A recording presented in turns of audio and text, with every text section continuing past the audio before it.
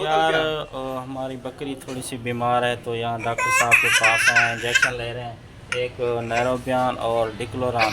तो चल के बकरी अपनी को लगाते हैं, देखते हैं ठीक होती है या तो बच गई या तो मर गई।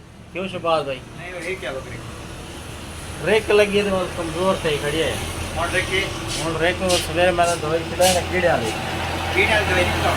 तो सवेरे पिला रही थी ना एक ठक्का कीड़े वाली दवाई क्या पिलाओ? ठीक है ये ना बोतल पिला ले आ गए। ठीक है बोतल ना पिला रहे मेरी गाल रख सर। वो है कि आसान तरीका है मान पिया सड़ाल दी पत्ती के अंदर या सिरप पी वो पिलाओ। कितो ये डॉक्टर साहब को लगा नहीं। कोई नहीं रखना उसे वो अच्छा पिला जा इको कीड़े वाली दवाई नहीं पिलाओ ना कहना बच्चे सिरो ये बात सवेरे पिला रही थी ना वाला। ये देख क्या नहीं लिखा है कि मेरे घर फुल मवेशी दी गाइड है।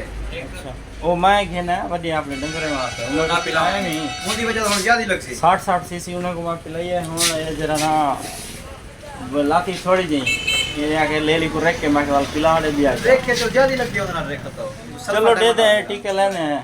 ठीक है ताकत देने ला लेकिन ना, ना। पत्ती लाजमी पिलानी। चलो अल्लाह खैर करो मेरे दांत को दिन को हां सब खत्म।